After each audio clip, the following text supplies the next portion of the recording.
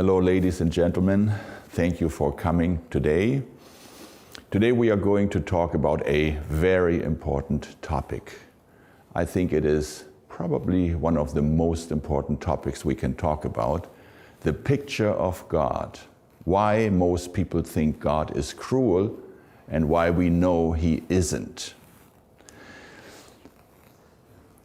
I would argue that the picture we have of God is crucial, is pivotal to the kind of religion we have, to the kind of people we become. The question I have explored is, how come that people who want to do what is right, who want to do what is good, very often end up doing what is evil? Now, we look at Revelation 13 and we look at the America prophecy and we see that an unfortunate twist of events, a twist of the character of America is predicted.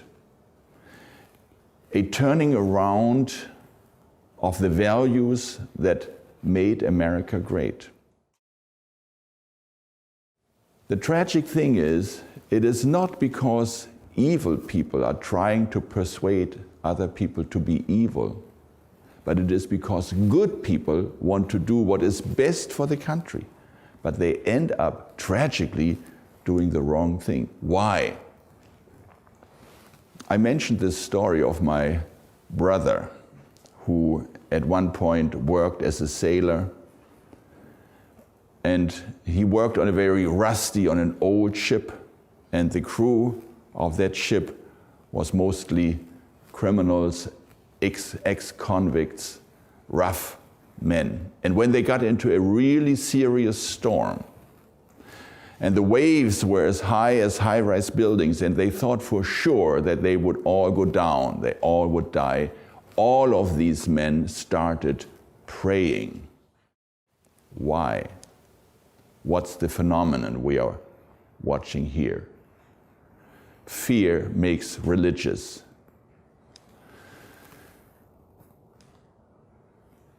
Mankind is always just a catastrophe away from total faith. If these men, who would normally never think of praying or talking about God or reading in the Bible, would start praying in an extreme crisis, I think we can apply this to almost anyone worldwide. So if things are getting worse, catastrophes, economic crises, we can assume that people will become more religious. And this is what we are seeing. The entire world is getting more religious. I don't know whether you have heard of Samuel Huntington. He is a professor at Harvard University, and he wrote a book on this subject. And he realized that around the world, in all religions, not just in Christianity and in Islam, there is an increase in religious interest, an increase in religiosity. He said, except for one area in the world, and that is Western Europe. I don't know how it is in Canada, but in the States, we certainly see an increase in religion. But even in Germany, how long ago was it? 8 years ago, when Cardinal Ratzinger, the German cardinal, was elected Pope, we could see a headline in the Boulevard paper. It said, "We are Pope." The Germans were very proud of having one of them become Pope. And the demographers told us that the interest in religion in Germany increased by 34%, even in secular Germany, in religion, they said. But being religious does not necessarily mean believing in God, right? I think the the artists who draw these cartoons, these caricatures, political caricatures, they are great masters in my opinion, because they succeed in taking a complex story and condensing it into one drawing, and then they pepper it with a little humor. And you look at it, you smile and get the message. Isn't that the way it is? They are the poets of our times. I saw right after the death of John Paul II and the election of Benedict XVI, I saw 2 cartoons in the paper. Unfortunately, I could not find them anymore, otherwise I would have shown them to you. But this one caricature showed the old Pope, John Paul II, how he appeared before the throne of God. And God is sitting on his throne and says to the Pope, "I wish I were as popular as you are." Interesting concept of religion, isn't it? The other one showed the inside of the studio of a tattoo artist, a little old man. And there are 2 big rough guys, bare-chested, beer cans in their hands, chains hanging out here. They are in there. One of them is sitting on the stool and is having something, etched on his back. And you see the little tattoo artist shaking, trying to do something, and then this big man is saying to him, "Okay, now you make a good picture of Benedict XVI on my back. And if you make a mistake, I'll hit you in your kisses." Excuse my poor language, but that's what it says. And then it says, the caption under the caricature, "The new religiosity in Germany." See what I'm talking about? Religion is not necessarily Christianity or believing in God or knowing God. Religion without God is dangerous, I believe. But religion with the wrong picture of God, in my opinion, is even more dangerous. Let's think of the Crusades, witch burning, the Inquisition. These things were not done. Millions of people were killed in connection with these campaigns, with these events, but not because they were evil people, but because they were sure they were right in what they were doing. It was the picture of God. This is a key sentence that I would like to quote. Most people were not killed because evil people have tried to force other people to be evil as well, but because good people, in quotation marks, have tried to force other people to be good as well. See, there's a special energy there. If you are convinced this is right and this is good, what you are doing, and then you force others to be the same way. This is a tragedy of history. Now, it's very interesting. When I once flew somewhere from one place to another in the States, I got a newspaper, an American newspaper on my lap, and there was a statistics. Now, you know, USA Today always has some graphs, some statistical information in the lower left corner. And it said the number of people killed on death row according to states. So a ranking of where were the most people killed because of the death penalty in the United States, according to states. And at that time, I was working on a book on America, and I had already some I should say, some advanced information on this. So I put my hand on the cartoon and I said, okay, I will formulate a thesis and then check whether this is right. And my thesis was, the more religious, the more Christian the state, the more people will be killed on death row. And I took my hands off and the candidate had 100 points. It was right. It is true. How come that in the Bible Belt states, where we have more churchgoers, more Christians in politics, that in that region more people are killed on death row than anywhere else? Shouldn't that be the opposite? Shouldn't this be the area where people have more compassion, more long-suffering, more love, more kindness, giving people a second chance? This is a tragic fact. I don't know whether you have heard of Paul Hill and Donald Spitz. Paul Hill was a Pentecostal pastor, and he was so convinced that abortion is wrong and against the plan of God, and I think that too, don't misunderstand me.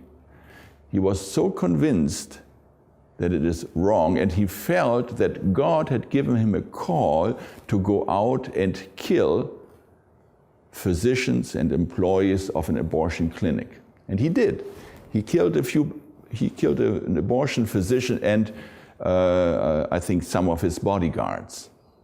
He was arrested, sentenced, and executed. In connection with the execution, a friend of his, or his mentor, a man by the name of Donald Spitz, also a Pentecostal pastor, gave an interview to a San Francisco radio station. And he mentioned that he thought that Paul Hill, after his execution, would have gone straight to heaven, and that God would love him for what he did, and that God had told him to kill the abortion physician. And the interviewer, the radio moderator, he was shocked, and he said, but don't you think it was wrong? Don't you think it's against God's plans, the 10 Commandments, thou shalt not kill? And he said, are you going around killing physicians too? And now this is what he said. No, God has not given me the assignment of killing physicians. Now that sounds like they have a strict division of responsibilities in his church. One is doing the preaching, the next one is taking the old ladies home after church service, and the third one is killing physicians. All in the name of God. How can that be? Now, this man was absolutely convinced he was doing God a favor. He was doing the right thing. He was acting as a Christian.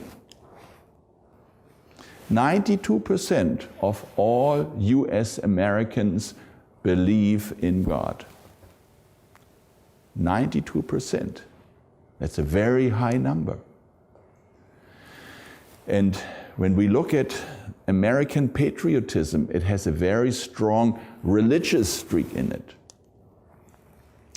And what I really like about America is the separation of church and state.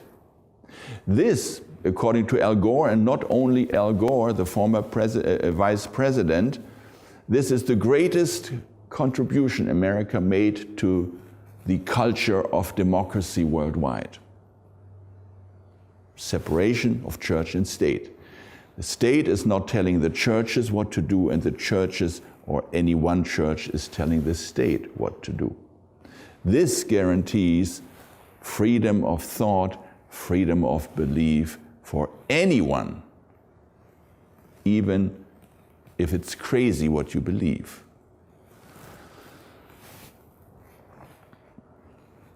Now, I like this about America. I like this about the American Constitution, and this is something that we can be grateful for, because for centuries it has given people freedom.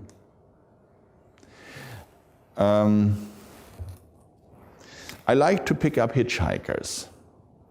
Now, I realize that in North America, the typical hitchhiker is a completely different kind of person compared to Europe.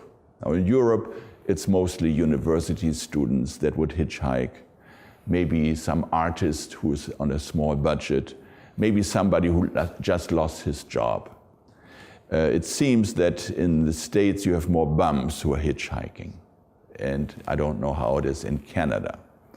But in Germany it's no problem, and I have, over a period of more than 20, almost 25 years, I have developed a habit of picking up hitchhikers. It's a wonderful situation, because I then always have a, how should I say it, a very small type of evangelistic campaign. And you know, the conditions are good, because you have somebody sitting next to you for a couple of hours and he cannot get away. And he doesn't want to get away. And number two, he is grateful. He has a positive attitude towards you because you're giving him a lift. And number three, the threshold for speaking about very intimate things is very low, because you don't know each other and you will probably never see each other again. And what is more intimate than our belief in God? Faith. So, but I've realized that it is important to get into a subject, ease into a subject, get into it gradually, naturally, not throw a switch and say, oh, now let's talk about religion. No, you have to go into it gradually. Now, I used to do it. I don't know whether I should tell you this, but because I realized this is probably contradicting my message, that's why I stopped it. But I will tell you anyway what I used to do. I would drive for a while at 250 kilometers an hour, which is absolutely legal in Germany. This is how we define freedom in Germany: no speed on the Autobahn.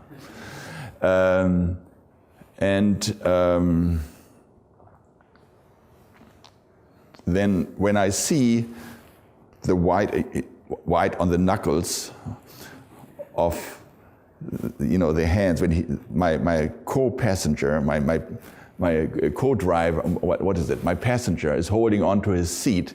Well, then I will ease up and come down to 180 or so, comfortable speed.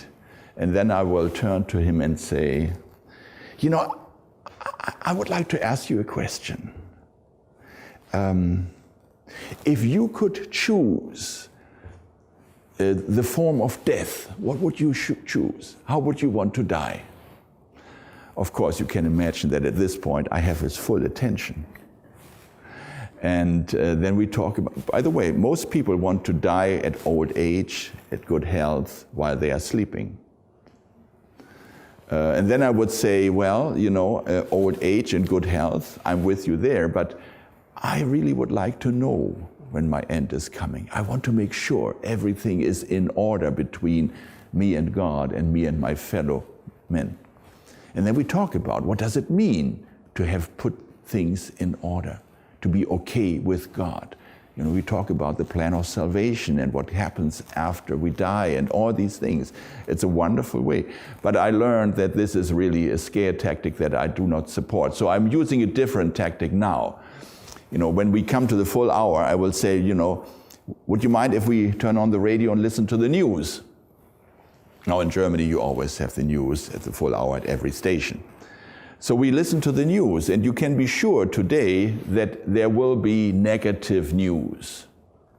Factory is closing down, people lose their jobs.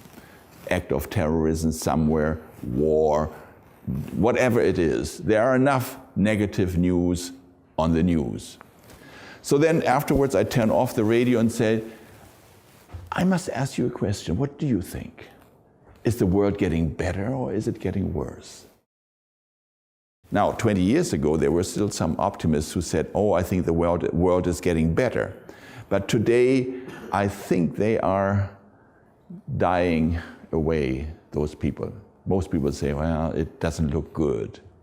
And then I ask the question, where are we heading? You know, what's going to happen? Where will it all end?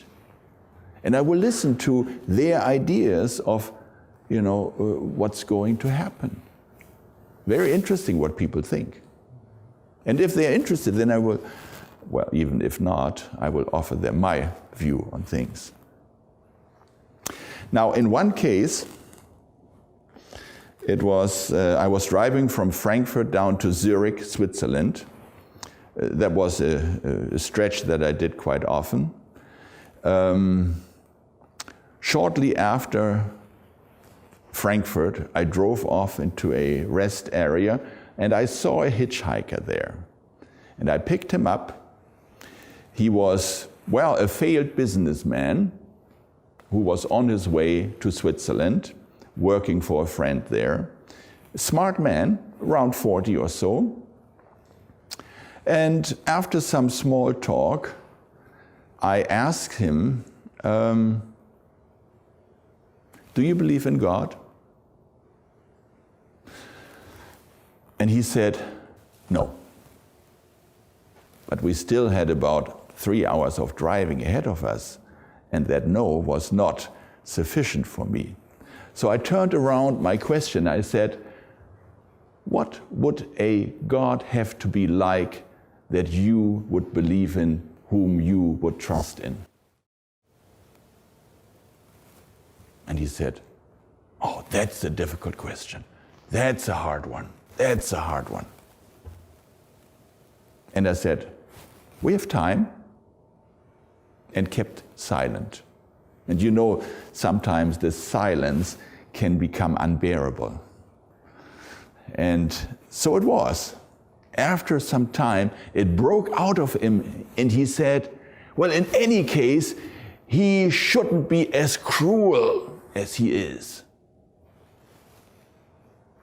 See, and I realized that's where the problem is. People think God is cruel.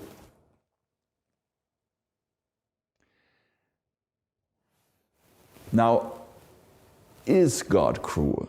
Is he severe and arbitrary? I told him, I said, you know, most people think that God is cruel. How come? Why do so many people, especially in Europe, apparently not here in North America, why do so many people reject God? Because they think he is cruel. Is he cruel? Recently I saw the cover of a German magazine, and it says, "It all is God's fault," talking about disasters. Everybody is blaming God for the disasters of this world. Have you ever looked at the small print of an insurance contract?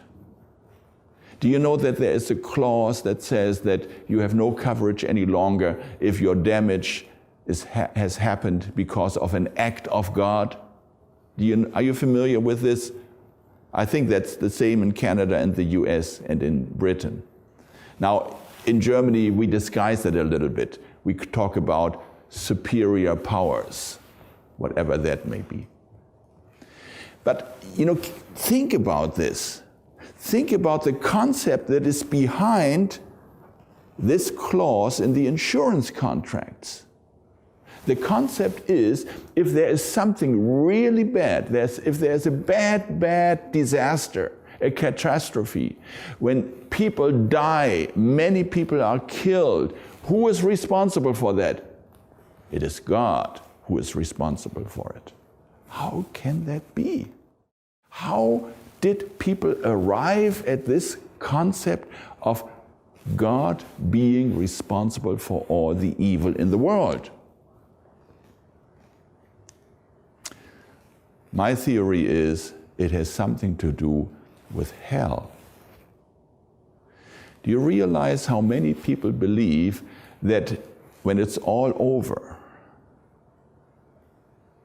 when the final reckoning is done, God will take the unbeliever and put him into a very, very, very, very hot place. And then he will make sure that nobody in this hot place will die from the effect of fire or pain or whatever it may be. No, he will use his supernatural powers, his life-giving powers, to keep people artificially alive in this hot place so that they are tortured forever and ever and ever. What kind of a concept of God is that? This is not in the Bible. This is read into the Bible. Yes, the Bible is talking about a final reckoning, a final judgment, talking about even fire destroying the unbelievers in the world and purifying this planet before God starts over again. But there's nothing in there that this fire will burn forever. What will be forever is the consequence of the destruction of those who do not want to live with God and Jesus. So 77% of all US Americans believe in hell. Think about that. 92% believe in God. 77% believe that God is the cruelest being there has ever been. And the tragedy is, and I want you to remember this sentence, we become like the God we admire. Is that true? It rubs off. We become like the God we admire. If we admire Jesus Christ, the loving, compassionate, forgiving God, who is kneeling down to wash the dirty feet of his disciples, even his traitor Judas, if we believe in this kind of a servant God, servant leader, this will rub off. And we will hopefully every day a little bit more become like him. But how will we become if we believe in the greatest tyrant we can ever imagine? Will that not rub off as well? Will we not become little tyrants as well? Will we not justify our evil doings because of our role model, this cruel God we believe in? You see how dangerous it is in this one case to believe something that is not biblical. It distorts the picture of God. It distorts the character of God.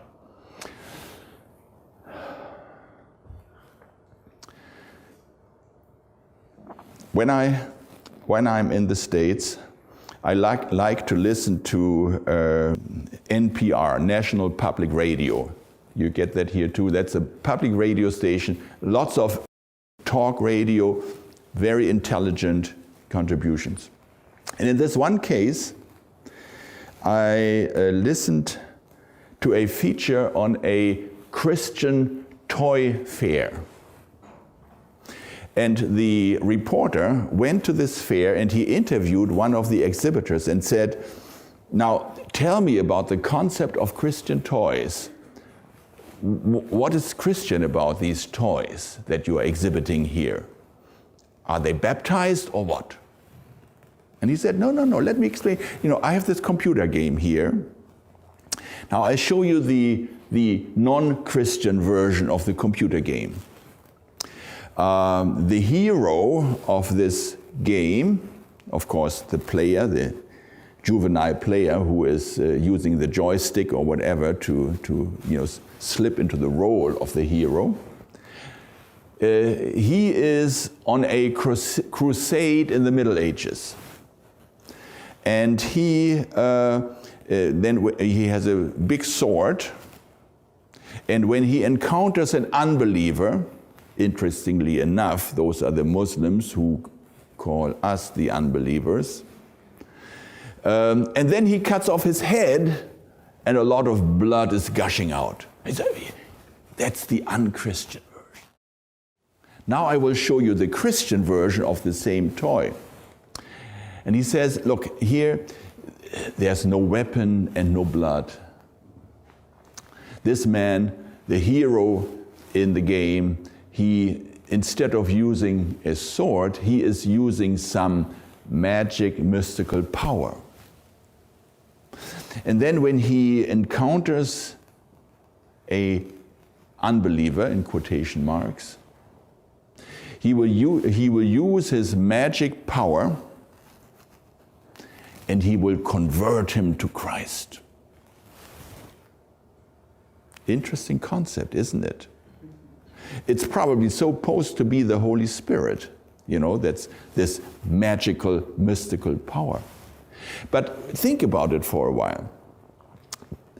The concept that a decision for Christ, a decision for any religion, can only be made voluntarily, by free choice, apparently is underdeveloped with some Christians. You cannot force anyone into religion.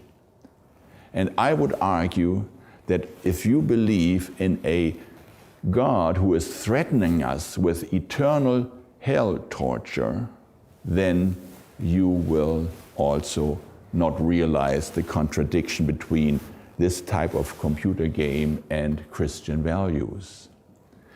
Hell is the most dangerous era of Christianity. And if you listen to the big atheists of this world, listen to their arguments against Christianity. The number one argument they bring, Bertrand Russell, Dawkins, is the concept of hell and eternal, everlasting punishment. I cannot blame these men for being atheists if God really were that way. God is not saying, love me or I will torture you forever. It doesn't make sense. Some time ago, I was in a Christian wedding party. It was a beautiful setting in northern Germany, and it was a house by a lake, and there were maybe 100 people there in this house wedding. And towards the end, sometime in the afternoon, I ended up sitting in a circle of, confessing Christians. There may have been 10, 12 people. And we talked about all kinds of concepts of salvation, plan of salvation, and the Bible, and Jesus, and it was a very good conversation. Until somebody brought up the question of eternal punishment, hell. And I said, this concept is so strange to the Bible, so strange to me. How can it be that God is threatening us, love me or I will kill you? It's not working that way. God is not that way. And this person said, the main thing is that they take a decision for God. It doesn't really matter why they decide to follow Christ. The main thing is they follow Christ. Whether it is out of fear or out of love doesn't matter. Is that so? Does it not matter?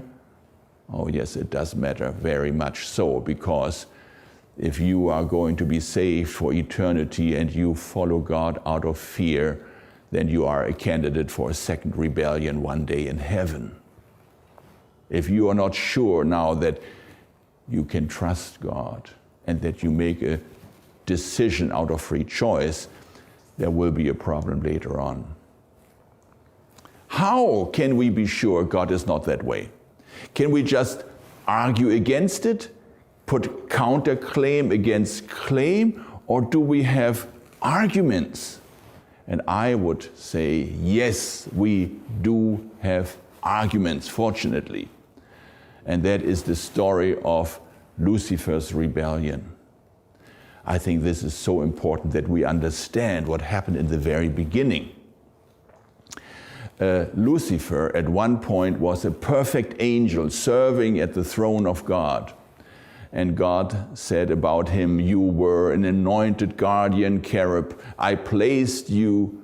You were on the holy mountain of God. In the midst of the stones of fire you walked."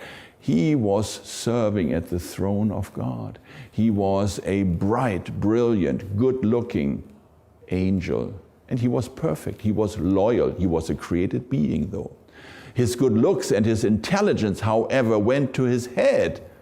And God said about him, "Your heart was proud because of your beauty. You corrupted your wisdom for the sake of your splendor. You said in your heart, 'I will ascend to heaven above the stars of God.'" Prophecy, stars stand for angels here. "And I will set my throne on high. I will sit on the mount of assembly in the far reaches of the north. I will ascend above the heights of the clouds. I will make myself like the Most High." So he coveted the position that Christ had. He wanted to be a God and no longer an angel. And God could not accept that. Now war arose in heaven. It says, Michael and his angels fighting against the dragon, and the dragon and his angels fought back, but he was defeated, and there was no longer any place for them in heaven. And the great dragon was thrown down, that ancient serpent who is called the devil and Satan, the deceiver of the whole world. He was thrown down to the earth, and his angels were thrown down with him. Wow. "I cast you to the ground. I exposed you before kings to feast their eyes on you. How you are fallen from heaven, O day star, son of dawn." So Lucifer accused God of being a tyrant. He said, "You are unfair, you are unjust, you are severe, you are without love, you are arbitrary. And I think we should no longer follow you and your law." Unfortunately, Lucifer did not remain alone in this rebellion. He succeeded in drawing 1/3 of all the angels of heaven to his side. His tail swept down 1/3 of the stars, angels of heaven, and cast them to the earth. And the dragon and his angels fought back, but he was defeated, and there was no longer any place for them in heaven. Lucifer accused God of being a tyrant. God said, "No, I'm not." There was claim and counterclaim. And the big question is, how was God supposed to deal with this false accusation? Now, what would you do if somebody would say bad things about you? What options did he have? And this is very important. Now, let's face it, he could have killed Lucifer, who later on, as we know, was called Satan or the devil.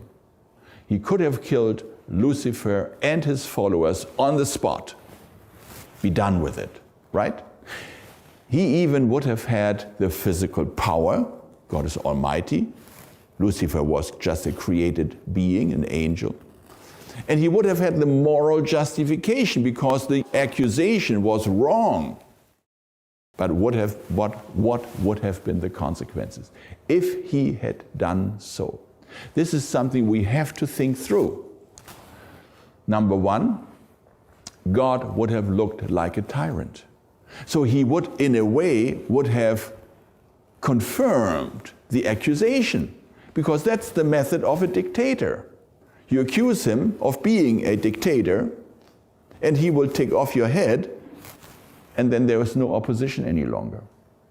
But that is confirming the accusation. He could not have done that. And it would have looked like a cover-up. What is he hiding? The loyal angels would have asked, okay, there was opposition, and this is how he dealt with it. Is he hiding something? Were they maybe right?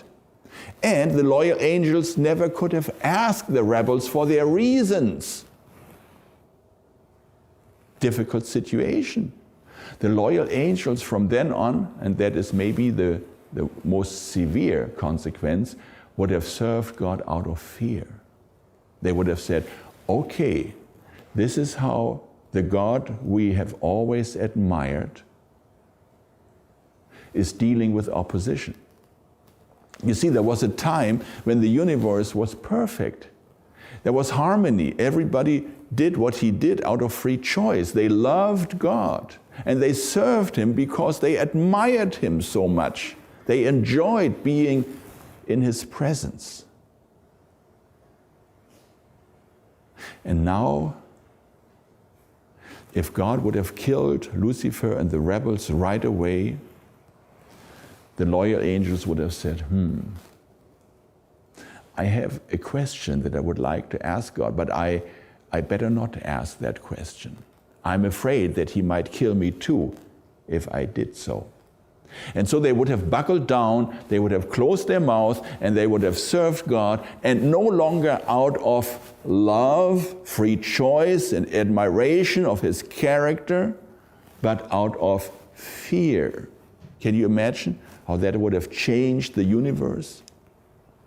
And a service out of fear, that we know from psychology, creates the mindset of a rebel. Is that true? A service out of fear creates the mindset of a rebel. You see that with children. You see that with, people in a country that live in a dictatorship. You can take so much so long. You will buckle down, you will tolerate the tyrant above you, you will do things out of fear, but eventually, at some point, you will say, this tyrant has to go. I want to be free again. I want to be free from fear. And the problem would have been if God would have killed Lucifer and the rebellious angels right away, that sooner or later, one of those loyal angels who from then on would have served God out of fear would have been the next Lucifer case, starting another rebellion to get rid of the tyrant. So God realized he could not solve this problem of Lucifer by killing him right away. He could not have restored peace, harmony, trust, and love to the universe. Sooner or later, there would have been the risk of another rebellion. Now, God is love. We know that from the Bible. We know that because Jesus has revealed the character of God. He wants our friendship and our loyalty, but it must be based on our love and trust in him. And love and trust can never be achieved by force or by threats. If I would stand here with a gun in my hand and I would point it at you and say, become my friends, love me, you might say all kinds of things to me to keep me from shooting you. But the moment they would have come to take me away, you would say, this man is crazy. How can he expect us to love him when he is threatening us? It doesn't go together. Love can never be brought about by force or threats. You may know this gentleman, Graham Maxwell. He was a theology teacher in different places. The last one was at Loma Linda. That's where I met him. And when he's a great author and great speaker. And when he talked to his students, mostly his male students, or I should say to his mostly male students, about this concept of the great controversy and the character of God and final judgment and hell and so on, then he said to his students, imagine you would fall in love with a lady at on campus here. And you really would like to get to know her, you really would like to marry her. But she does not like you. Now you sit down and write a love letter. Beloved so-and-so, I love you so much, and I would like to marry you. And if you are not willing, I will come and torture you in the worst possible way I can think of. Love so-and-so. And then Professor Maxwell said, then she will probably write back, and he has a great sense of humor, as you may know. She will probably write back, beloved so-and-so, until recently I really could not stand you. But now, after your love letter, you have convinced me.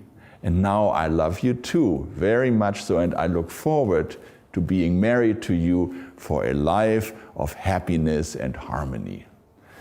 That is grotesque. It's not working that way. Love can only be given voluntarily, right?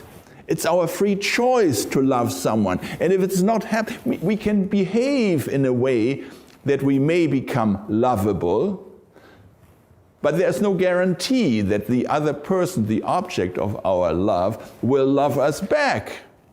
It is a free choice. It only works that way. Why should it be differently with God? Why do some people think God is threatening us with hellfire and saying, love me or I will torture you forever in the worst possible way I can think of? It's not working that way. Love and trust can only be earned. They must be given voluntarily, by choice. That is why God is respecting our free will. There will only be volunteers in heaven, only people who have chosen to love Christ, not anyone who was coerced into loving him. This is my favorite saying. Somebody used this to describe American foreign policy under George Bush. If one has a hammer, all problems begin to look like nails. Have you heard this one? I think this is so descriptive.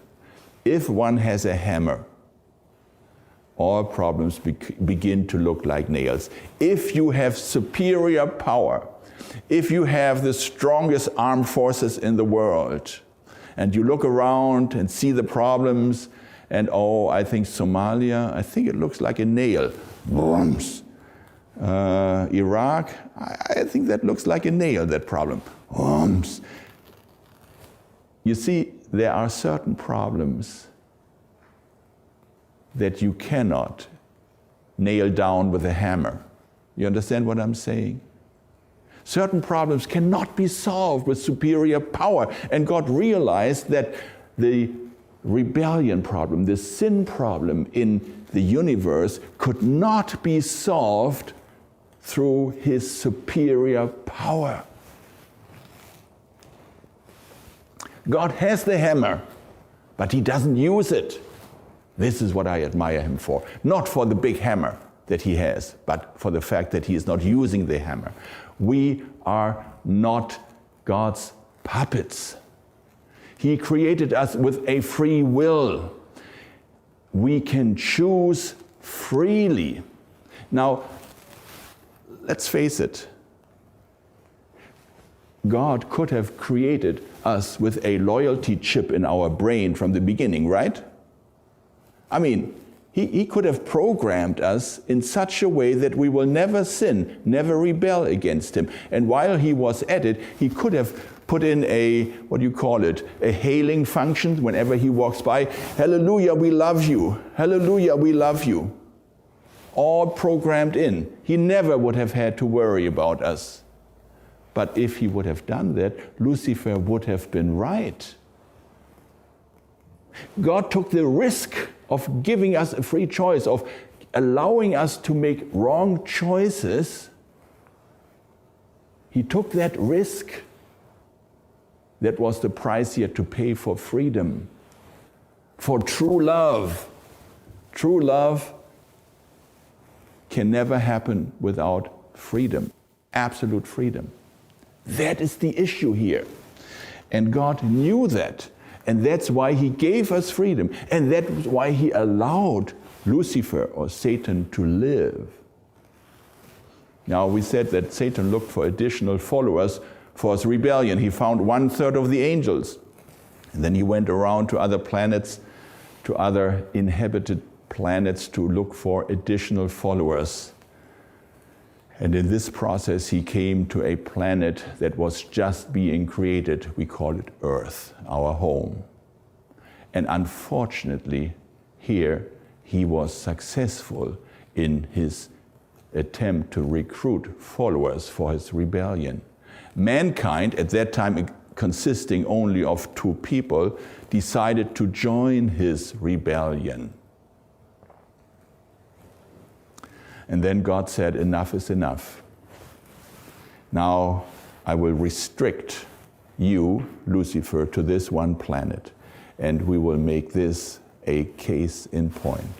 Since the unfortunate choice by Adam and Eve, a war is raging on this planet. The 2 warring parties, God and Lucifer, who now is called Satan, fight with completely different methods and weapons.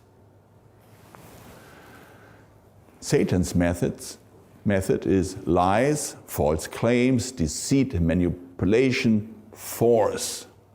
God, in line with his character, only relies on evidence of his love and trustworthiness and respect for our free will. It's like in a real court case. God said, look, there is one claim by Lucifer, and he has a counterclaim from my side. The only way how we can solve this problem and respect the free choice of my intelligent created beings in the universe and on planet Earth is we set up a kind of a court case. And then each party has the opportunity to present his evidence.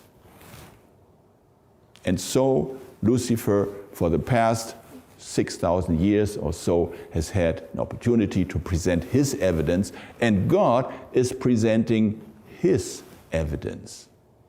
Satan says God is a tyrant and he doesn't deserve our love, doesn't deserve our trust and loyalty. His commandments are not fair. And God says that is not true. I'm not a tyrant. I love you. You can trust me. I respect your free will. Satan is your enemy.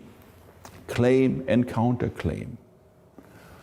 Only by looking at the evidence can we find out what is true. That is why God did not destroy Satan and his followers right away. Satan has permission to present his evidence.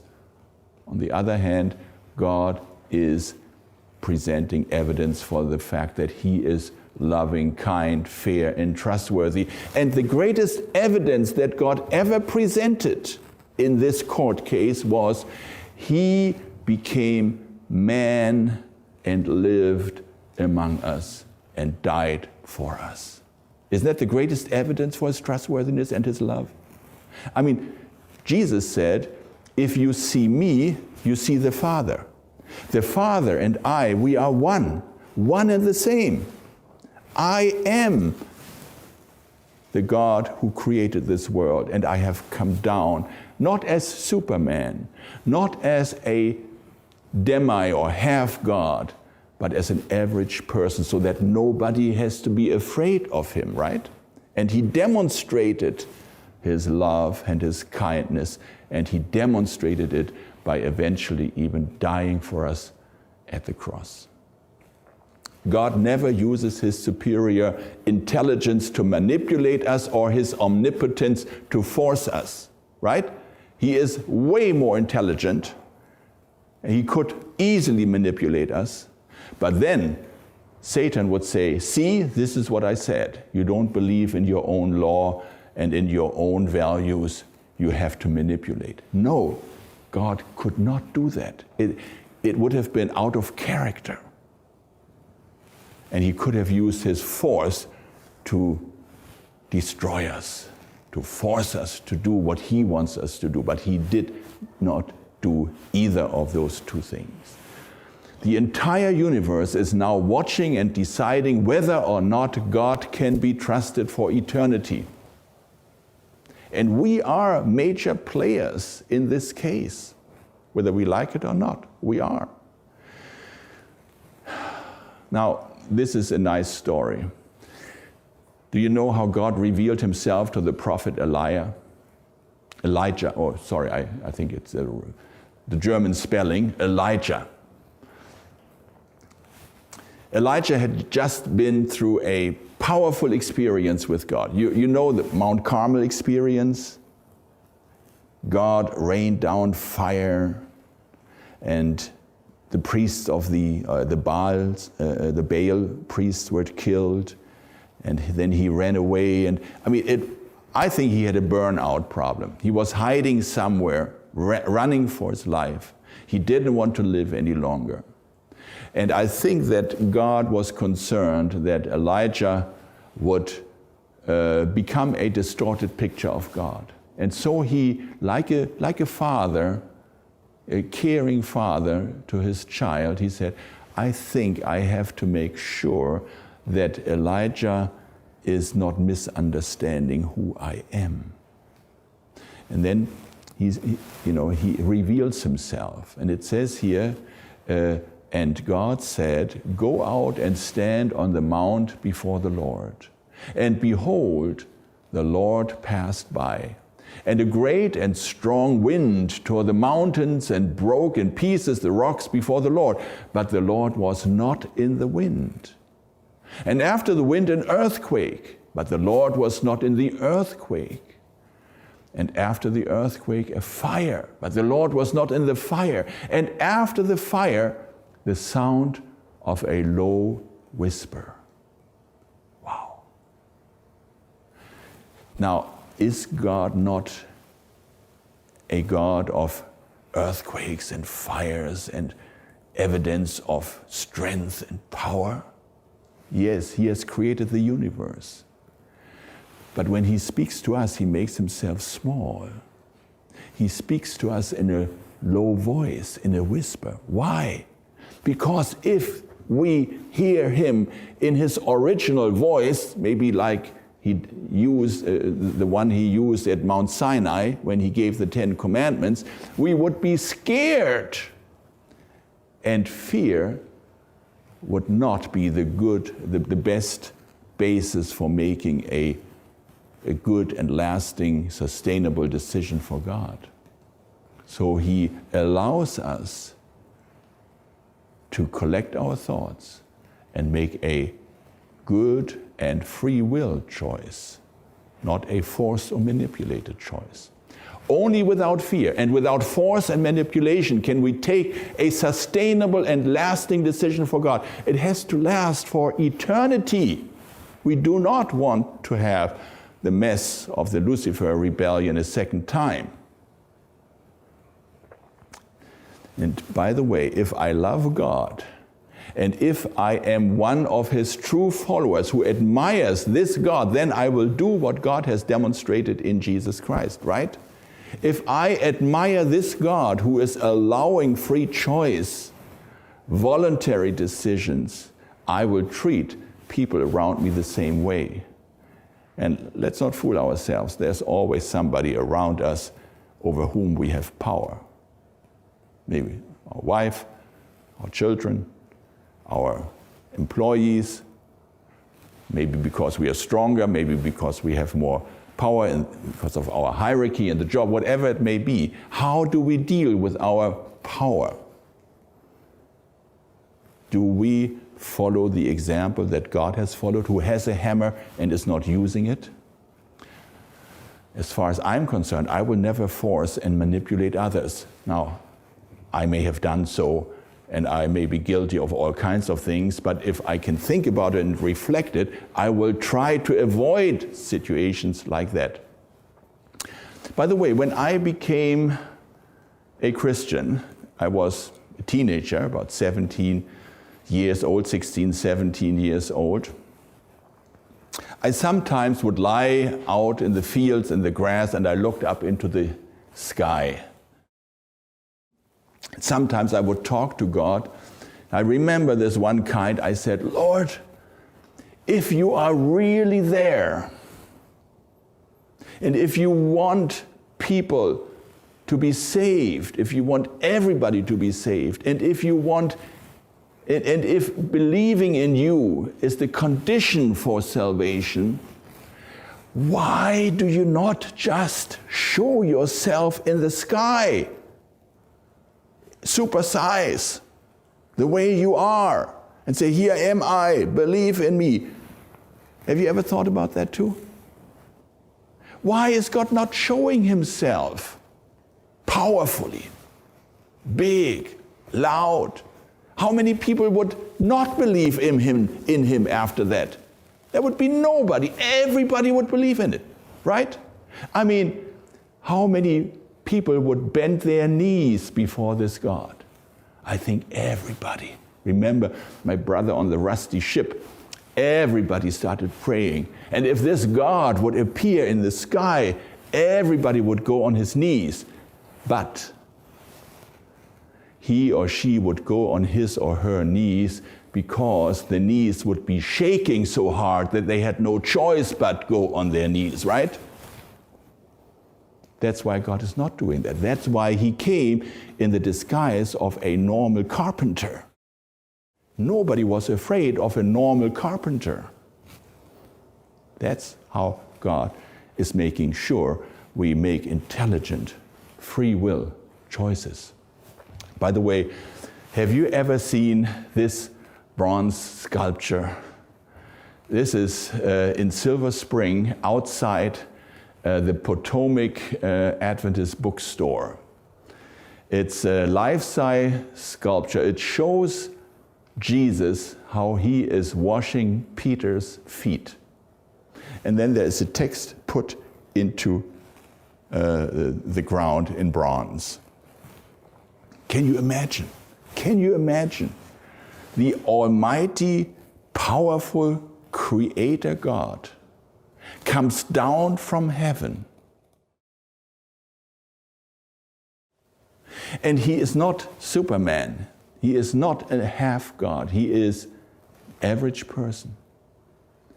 And not enough with that. He goes down on his knees and he is washing the dirty feet of his disciples, including those of Judas, his traitor. Wow. What kind of a God is that? You see, when I think of that kind of God, who has left his hammer at home, who is winning our hearts, who is serving us because he loves us. When I look at this God, this picture of God, I want to go on my knees, not because my knees are shaking and I have no choice, but because I'm moved. He has won my heart. I want to be with this man forever and ever and ever. And I know I will never be afraid of this man, right? I will never be afraid of this God because I know how loving and kind he is. See, the picture of God is pivotal for any religion. Coming back to my hitchhiker, I talked to him about this. And we had arrived. Well, he wanted to go to the Bernese Alps and I wanted to go to Zurich, so we had to stop at some rest area where I could let him off. And we were sitting there for a while and it was very quiet in the car, but it was not this uneasy silence. It was more a kind of meditation. And remember, he was the man who said in the beginning, I don't believe in God and I wish he were not as cruel, and if he were not as cruel, I could believe in him maybe. And now he was looking at me, he was thinking, and he said, you know, if that is true, what you have just told me, I will have to think everything that I ever believed and thought about God, I will have to think it over again. And I thought, thank you, Lord. If at least somebody is willing to think it over the way God is and is willing to meet the true God of the Bible who has revealed himself in Jesus Christ, I can only say, thank you, Lord. Isn't that a wonderful God we know, a wonderful God we serve? And we have the arguments for saying He is respecting our free choice. He is a tolerant God. We are not just claiming it. We know it from the way He has dealt with the problem of rebellion and sin.